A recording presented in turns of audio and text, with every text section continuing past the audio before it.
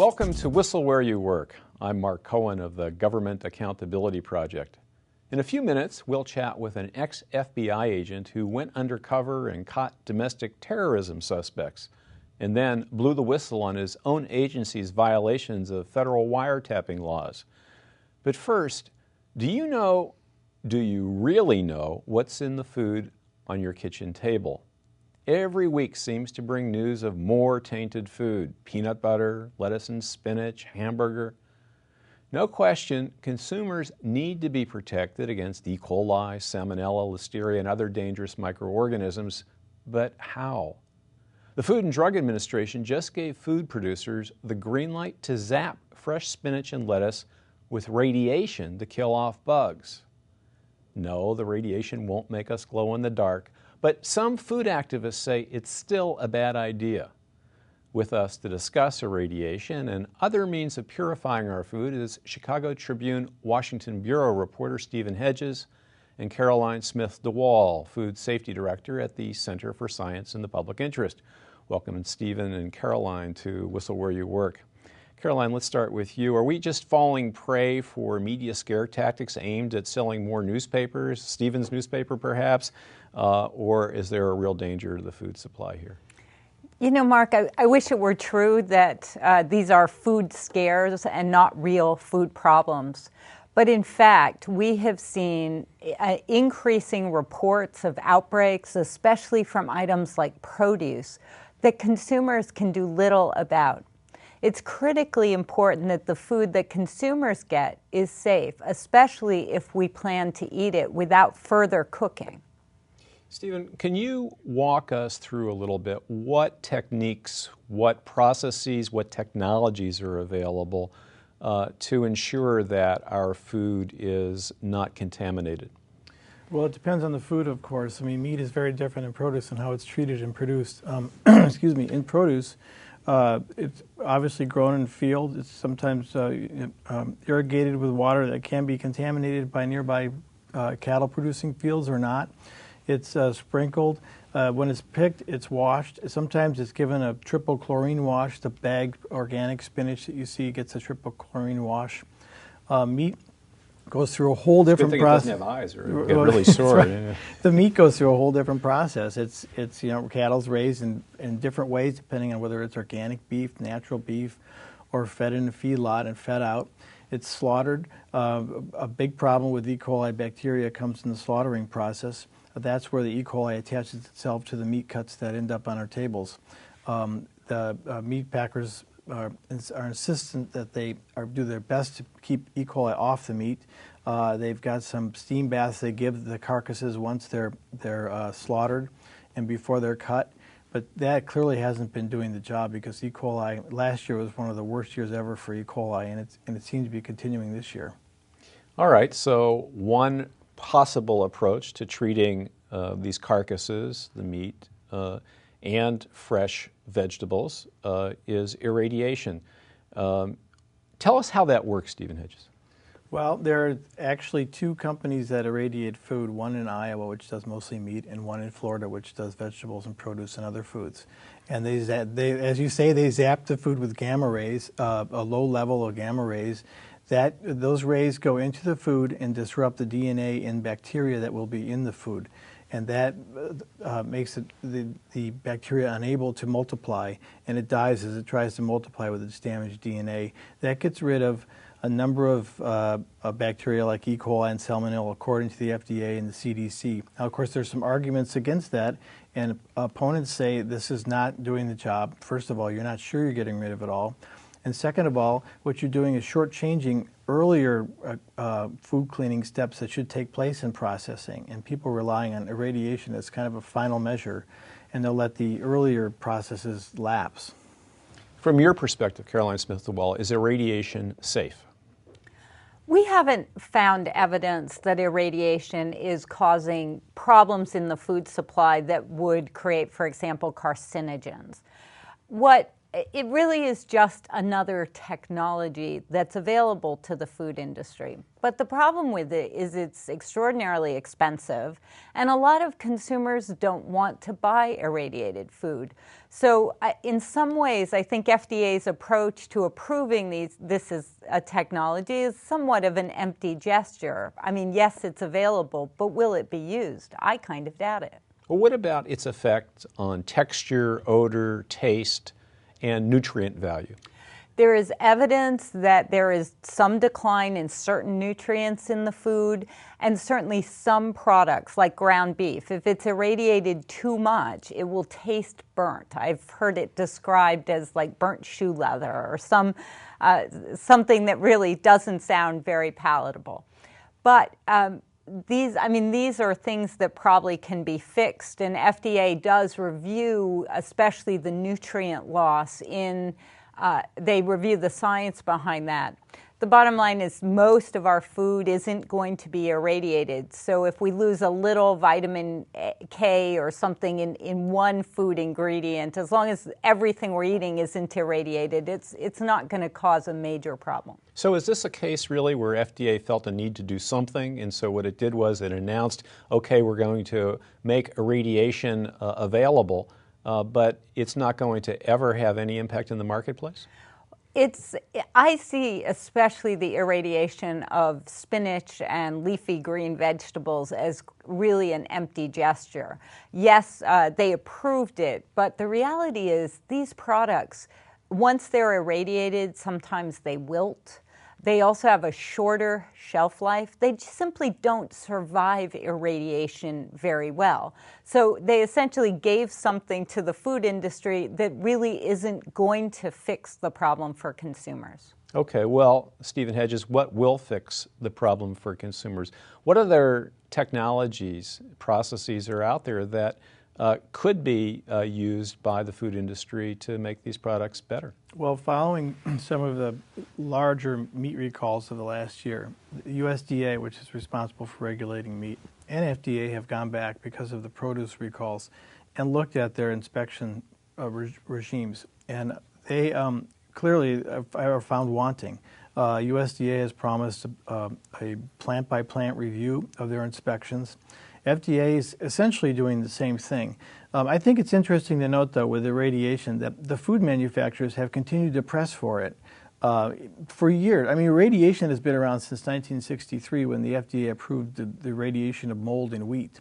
And they've been adding food groups ever since, and meat's been approved for irradiation since 1997. What percentage of meat in the American diet today is irradiated? I have no idea, but it's very small. And it has not been accepted, as Caroline said, by consumers at all. It's very hard to find in grocery stores. I think Wegmans in one place sells it. Yeah. Yeah, that's right. It's not much for sure. So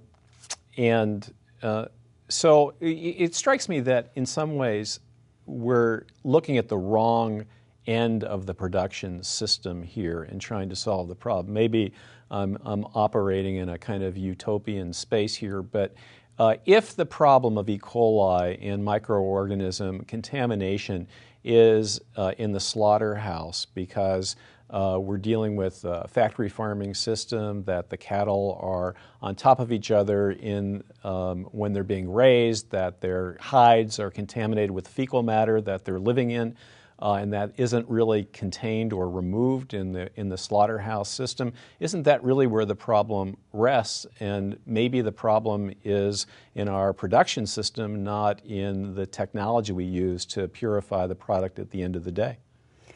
Mark, they have done a lot of research on whether they can actually eliminate E. coli 0157H7 from the intestinal tract of cattle. And unfortunately, that kind of silver bullet hasn't arisen. But I agree with you that irradiation is being treated as this kind of silver bullet, end of the process. If we do this, maybe we don't have to take these other steps. When it comes to produce, the Center for Science in the Public Interest has been advocating for several years now that farmers need to have food safety plans. They need to be able to explain how they're using manure, how their farm workers, or do they have hygiene and sanitation stations? Do they have hand washing facilities? And also that water being used on the farm is clean. When you say you've been advocating for this, is this something that it's an educational campaign, or you say that the federal government should mandate this? We think the Food and Drug Administration should mandate certain standards for use on the farm. We have over 5,000 outbreaks documented, and a large number, over 600, are due to fresh produce. So what we're looking at is what are the things that get on the fresh produce and where do they come from? They tend to come from water, contaminated water. They tend to come from fertilizers like chicken or cow manure. And they can also come from infected hands from farm workers who may be sick and not have a good place to wash their hands. So these are the kinds of things that if farmers were required to do them, and could simply document it. We think most farmers, frankly, are already doing this kind of stuff. All they need to do is be able to document it. All right. Well, let's before we close, let's talk a little about labeling, because one of the issues regarding not just irradiation, but now we have country of origin labeling for the first time for meat coming into the U.S. Labeling can be done for a process like irradiation, for instance. Manufacturers will say, well, if you put on a label that this product has been nuked, we're never going to be able to sell it. Isn't that a legitimate concern of a manufacturer? I think that's been one of the big problems. The very word irradiation, strikes fear in people's hearts. And if that's going into your food, I think that's been a big downer for the food marketers of the country. So yes, definitely. And they're having the same problem now with the country of origin labeling. They want to find a way to get around having to list all these different countries that go in, who send meat that go into your hamburger. I mean, maybe people don't want to buy meat from Mexico. Maybe they want to only buy food that comes from the United States, especially when it's beef. The labeling is, especially when it comes to irradiation, it has really been the issue. And I think that's why it hasn't sold, because people really don't want that word on there. They don't want that word on their food. Well, how about that, Caroline Smith DeWaal? If you can't tell people the process with which a food is brought to market, even if it is somehow playing into people's unfounded fears, isn't that still of concern as a matter of transparency and openness? Well, when we have surveyed consumers, and this is done by us, but also by a number of other organizations, we have found uniformly that consumers want to know if their food's been irradiated, and they want plain, clean language. They don't want things like pasteurization or a word that could be used to kind of hide the fact that it's been irradiated. So when consumers talk to us, they may not necessarily like the idea it's been irradiated, but they definitely want to know it's been irradiated. I think any changes, the good news today is that it's required by law today. The bad news is that FDA is considering changing this, and we think it's critical that consumers are respected here and that their views about labeling be carried forward into as these products do make it to market. Well, many thanks to the Chicago Tribune's Steven Hedges and Caroline Smith DeWaal of the Center for Science in the Public Interest for your insights on dangers to our food supply, from dangerous microorganisms and from technologies to counter dangerous microorganisms. When we return, Mike German's unusual career path from FBI undercover agent to ACLU National Security Counsel.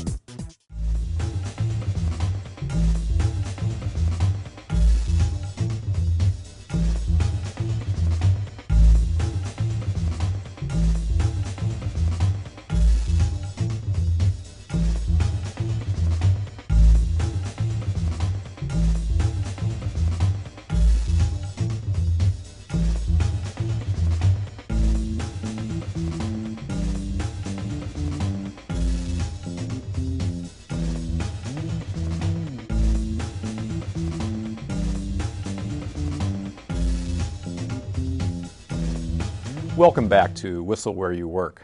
I'm Mark Cohen. Our guest was a counter-terrorism instructor at the FBI National Academy after 9/11. He taught from his own experiences. As an FBI undercover agent, he infiltrated white supremacist skinhead groups in Los Angeles in the early 1990s that were bombing racial minorities and stockpiling weapons for a race war. Then, after the Oklahoma City bombing, he again went undercover, this time against militia groups. In both cases, he disrupted terrorist cells and was critical to convicting the terrorists. In 2002, he joined a counter-terrorism investigation by the FBI's Tampa Division, and that set in motion a chain of chilling events that led to his resignation from the FBI after 16 years of service in 2004. Today, Mike German, who holds a law degree from Northwestern, is the National Security Counsel for the ACLU in Washington, D.C. Welcome, Mike, to Whistle Where You Work. Thanks very much for having me, Mark. How did you first get interested in going to work for the FBI? Watched too much TV as a kid. I was really just a young boy, 5 or 6 years old, and told my parents I was going to go to law school and join the FBI. So it was a lifelong dream, and really felt very fortunate that I was able to get in where, literally there are 1,000 applications for every agent accepted. So, what would Efren Zimbalist think now? Well, I think he'd be proud of me, to tell you the truth. I always had a very strong affinity for the rule of law, and unfortunately, after 14 years of being able to enforce the law in the FBI, events changed to where I felt my best method of enforcing the law was actually leaving the FBI and engaging with the American Civil Liberties Union to make sure that the government followed the law first and foremost. We'll get back to that, but first I want to talk a little bit about your work at the FBI. You were a lawyer. You could have sat at a desk, offered legal advice. You chose instead to go in operations, to go undercover, in fact. Why did you do that? Part of my going to law school in the first place was because during that time period, that was the easiest, quickest route into believe it or not, going to law school was the easiest route into the FBI. Certainly it was the quickest route if you could get through law school. So, my being a lawyer was sort of secondary to wanting to be an FBI agent. And I really wanted to sort of go get my hands dirty and really learn what was happening at a street level. And so when you were doing the undercover investigation of Los Angeles skinheads, did you shave your head? Actually, I didn't. I had kind of long hair, which it was funny, because I would go out with the skinhead groups and they would criticize me for my long hair, and I'd go back to the office and my FBI supervisor would criticize me for my long hair. So it was interesting how there was a little bit of agreement, and at least one thing was that my hair was too long. Just real quickly, tell us how you gain the confidence of a group like that. There are many different ways, and I did a lot of undercover work, and no two cases are the same. In that particular investigation, there were some informants and cooperating witnesses who sort of created an opportunity for me to introduce myself to the organization, and then it was just a matter of me being in a position to help them accomplish their goals. And fortunately, these terrorist groups have to recruit heavily to keep their ranks up. It's kind of a very difficult existence. You're a fugitive from the law. You're engaging in some bad conduct with bad people who aren't very nice to get along with. So there's a lot of intergroup problems and violence. And so it was sort of my job to just figure out how I could make myself appealing to a wide and diverse group of people within these groups. I imagine it could often get pretty scary, but it also got scary working in the Tampa Division of the FBI itself. Tell me about what happened there. Well, it was an investigation that started when and I have to be a little bit careful of how I frame this, but a certain amount is already in the public record. A supporter of an Islamic terrorist group in the United States reached out to a white supremacist group. Basically, this was shortly after 9/11, making the argument that it's difficult for us to do what we used to do because of the way we look. We hate Jews, you hate Jews, let's cooperate and help kill Jews. And so there was this opportunity for a guy who looked like me to infiltrate this Islamic I bet your last group. name helped too. Huh? Well, fortunately couldn't use that. We're talking with Mike German, I should say. Yeah, had to create a pseudonym, an alternative identity to do that. But the idea was that here was this opportunity, number one, to prevent them from accomplishing their goals, but number two, to also get inside these organizations and figure out what it was they were doing at a period right after 9/11 when they were under intense pressure, which tends to make people make mistakes. So it was really a golden opportunity, but unfortunately, the FBI mismanaged the investigation and initially just failing to document what was happening. And of course, in the FBI, when you're going into court, you have to have every I dotted and every T crossed. So I realized right away there was a problem that was going to risk a future prosecution, and I tried to get it addressed internally, but there was resistance to that. And ultimately, I found out that part of that resistance was because the original recording, a portion of which had been recorded illegally, that recorded these two groups coming together, and there was an attempt to try to suppress that evidence and hide it. Well, for those of us who've been raised on Jack Bauer and Fox's 24, that seems like a pretty minor violation of the rules. Certainly with some of the other things that we've learned that the government has been involved in post 9/11, it might seem that way, but I was the person that was going to have to sit on the stand in a court of law and raise my right hand and say, this is what happened, when I knew it didn't. And so what did you do? Well, I did what I thought I was supposed to do. I reported it through my chain of command, just letting them know that there was a problem with this piece of evidence that had to be resolved. Because again, as you said, it was somewhat minor at that point, and it could have been addressed and corrected. But rather than trying to correct it, they tried to suppress the problem and actually claimed the meeting had never happened. And official FBI documents started backdating and creating false records to make it look like this meeting didn't happen. And at that point, I had this official document from the FBI saying this meeting never happened in this hand, and the transcript of the meeting in this hand. And I went up to FBI headquarters and said, this is a big problem. And unfortunately, And who did you meet with there? With the FBI's Office of Professional Responsibility and with the Department of Justice Inspector General's office. And during this time, when you were kind of at loggerheads with your local office, how were you being treated? Pretty miserably. I had really had a very good career and felt very fortunate that I was somebody who people often reached out to for advice about their cases and was really able to be helpful even beyond my own cases. But as soon as I made a complaint, it was as if a cone of silence fell down over me, and I was denied opportunities to continue in that investigation, denied opportunities to engage in other investigations. So basically was kind of put on ice for about 2 years. Mm-hmm. Mike German, you resigned from the FBI yes. in 2004, and there was a report issued by the Department of Justice Inspector General a year and a half later. Right. What did it find? It found that the FBI did mishandle the investigation, the terrorism investigation I was involved in, did backdate records, did falsify records, and did retaliate against me.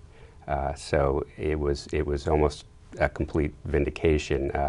It made the odd comment that the case actually didn't involve terrorism.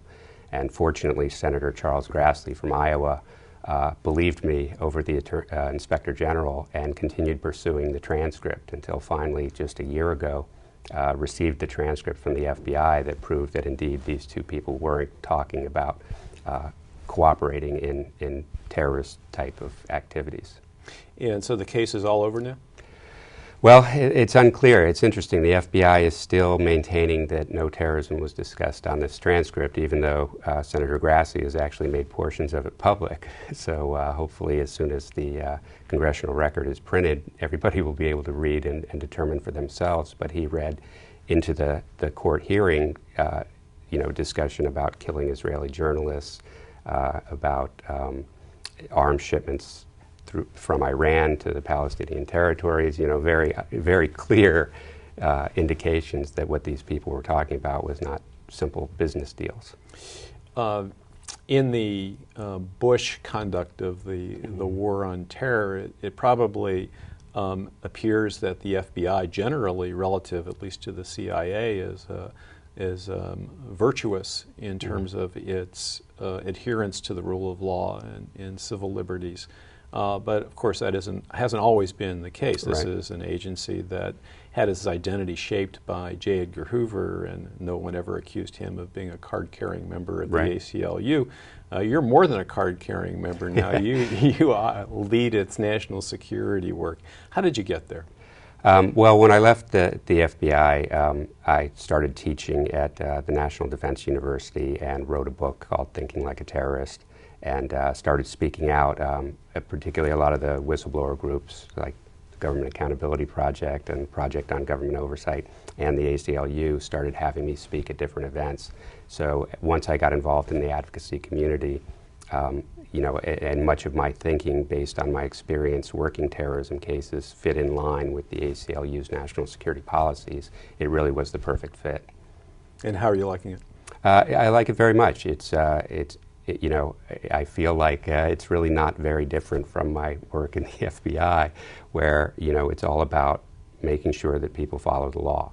And I think first and foremost, the government has to follow the law, because if the government is violating the law, the incentive for anybody else to follow the law goes away. And that's particularly true with regards to terrorists. And I learned that by actively working and living among them, that it's the perception of injustice that drives the move towards violence.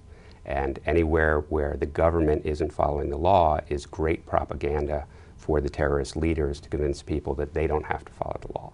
And that's why it's so important, particularly in a terrorist type of activity, that the government is completely above board in everything that it does. And that's really a lot of the problem that I had with the FBI and the other agencies post 9/11, is that their improper conduct was so much feeding the violence. And while the FBI, as you said, has escaped some of the criticism that some of the other agencies were involved in, I think it's important to recognize that it's not all the activity, that in fact a lot of their behavior post 9/11 sort of mimics what was done under J. Edgar Hoover. We have the National Security Letters fiasco where the Patriot Act had expanded the FBI's power to serve these administrative subpoenas, and you know, they exploded, where literally hundreds of thousands of these letters have gone out with very little prosecutive effort to show for it, where it's literally just grabbing information about innocent people. I mean, the IG report on that issue found that they were serving these against people 2 or 3 times removed from the subject to the investigations. So say you had a suspected terrorist who's under investigation, it's not just people he's talked to, but people they've talked to and people they've talked to that the FBI is gathering all this personal data about. Well, we appreciate that you had the courage to stand up to it, and hopefully some of your former colleagues will as well. Many thanks to former FBI agent turned ACLU National Security Counsel Mike German for sharing your story and for your consistency in protecting our liberties against the assaults by terrorists and our own government. I'm Mark Cohen for Whistle Where You Work.